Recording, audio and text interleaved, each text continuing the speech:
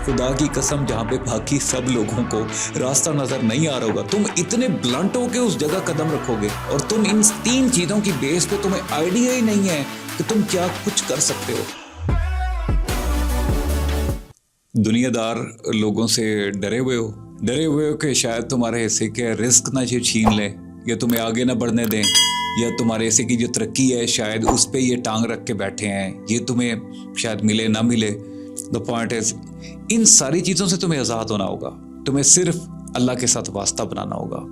अक्सर जो common advice है, one of the common advice, जो लोग मेरे साथ आते हैं काउंसलिंग केस में बैठते हैं, एक कॉमन एडवाइस जरूर करता हूँ कि यार नमाज पढ़ना स्टार्ट करो। अब जब मैं ये कहता हूँ तो वो अजीब नज़रों से देख रहे होते हैं, यार ये मौलवियों वाली एडवाइस करना स्टार्ट हो गया।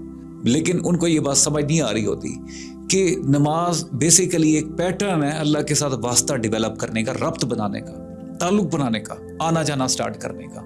ये एक दोस्ती का एक पहला असूल है कि उसको याद तो करो ना, उसके साथ बात तो करना स्टार्ट करो, फिर वो भी तुम्हारे दिल में शौक पैदा करेगा, फिर वो तुम्हें अपना बताएगा कि हाँ मैं असल में कौन हूँ मैं, तुमने मुझे इतना फॉर ग्रांटेड लिया हुआ है। तो पॉइंट इज, जिस दिन तुमने अल्लाह के साथ वास्ता बनाना स्टार्ट किया ना, अल्लाह फिर तुम जो सबसे पहला गिफ्ट देगा ना, सबसे पहला गिफ्ट, जब तुमने अल्लाह के साथ दोस्ती करना स्टार्ट की, तुम्हारे दिल से ये दुनियादार लोगों का ना खौफ निकाल देगा। खुदा की कसम, जहाँ पे बाकी सब लोगों को रास्ता नजर नहीं आ रहा होगा, तुम इतने ब्लंट हो के उस जगह कदम रखोगे, इतने हाई रिस्क टेकर बन जाओगे कि लोग कहेंगे यार तू पागल है, और तुम स्टेप ले रहे होगे, और तुम स्टेप लोगे नहीं, सिर्फ तुम उसमें आगे भी चले जाओगे, रास्ता भी बन जाएगा, लोग भी आ जाएंगे, रास्ता भी बन जाएगा, सिचुएशन भी क्रिएट हो जाएगी, तुम्हें वो चीज भी मिल जाएगी, तुम उससे भी आगे चले जाओगे, और लोग अपने मुंह में उंगली दबा के देख रहे होंगे, यार ये हुआ क्या।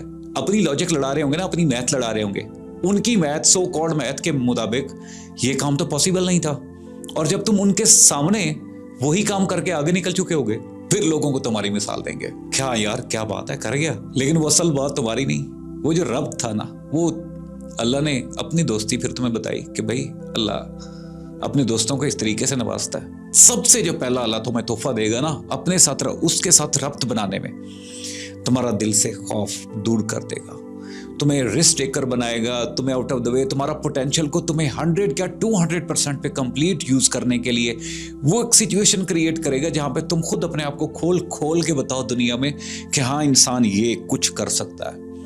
और जो दूसरा अल्लाह ताला तुम्हें तोहफा देगा, तुम्हें लोगों के वो चेहरे भी नजर आना स्टार्ट होंगे जो आम बंदा नहीं देख सकेगा। इस सिचुएशन में ना तुम्हें चुप लगना स्टार्ट हो जाएगी, तुम्हें खामोशी आना स्टार्ट हो जाएगी, क्योंकि कहीं ना कहीं तुम अंदर से कुड़ना भी स्टार्ट हो जाएगा, क्योंकि लोगों की खलीज शक्लें जो वो सोच रहे हैं ना, वो उनके चेहरों पे वो दिखना स्टार्ट हो जाएंगी। वो कहते हैं ना फीलिंग द वाइब, तुम्हारी सिक्स सेंस इतनी परफेक्शन की तरफ चली जाएगी कि लोगों को तुम दूर से सेंस कर लोगे, यार ये किस नीयत से आ रहा है मेरे पास। ये चीज खोलेगा, दुनिया की हकीकत तुम्हारे पे खोलना स्टार्ट करेगी। ये दूसरा तोहफा देगा जब अल्लाह के साथ तुम रब्त बनाना स्टार्ट करोगे। और पता है तीसरा तोहफा तुम्हें क्या देगा? तीसरा तोहफा बहुत मजेदार है। इस तीसरे तोहफे पे मैं कहता हूं कि जो तुम्हारी अपनी वाइब है वो इतनी परफेक्शन की तरफ चली जाएगी कि लोगों के दिलों में तुम्हारा एक खौफ, और लोग तुमसे डरेंगे भी और लोग तुमसे प्यार भी करेंगे एट द सेम टाइम।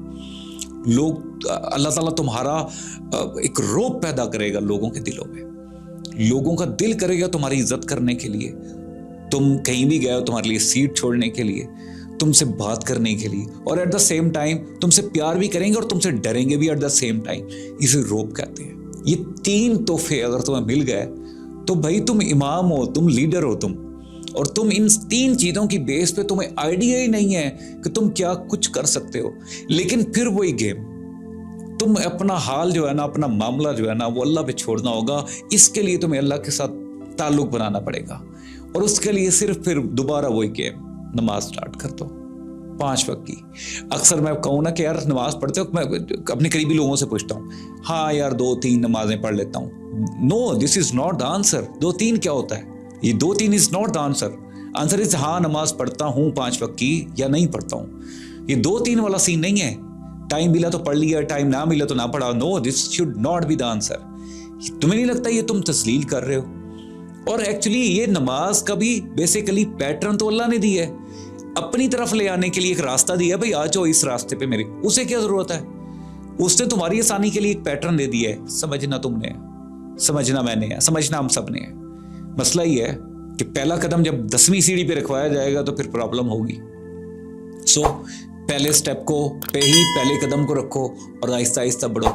जिस दिन ये कर लिया ना तो फिर तुम्हारे वो सारे मामले जो तुमने दुनिया वालों के हवाले किए हुए थे ना, ऑलरेडी जो मैं बात कर चुका हूँ, जो तुमने लोगों के हवाले किए हुए थे कि फलाने के हाथ में मेरी तरक्की है, फलाने के हाथ में मेरी इज्जत है, फलाने के हाथ में मेरा फलाना काम है, वो सब तुम अल्लाह के हवाले कर देगे। और जब तुम अल्लाह के हवाले करोगे then to hell with the world. अपना ख्याल रखना। Wake up.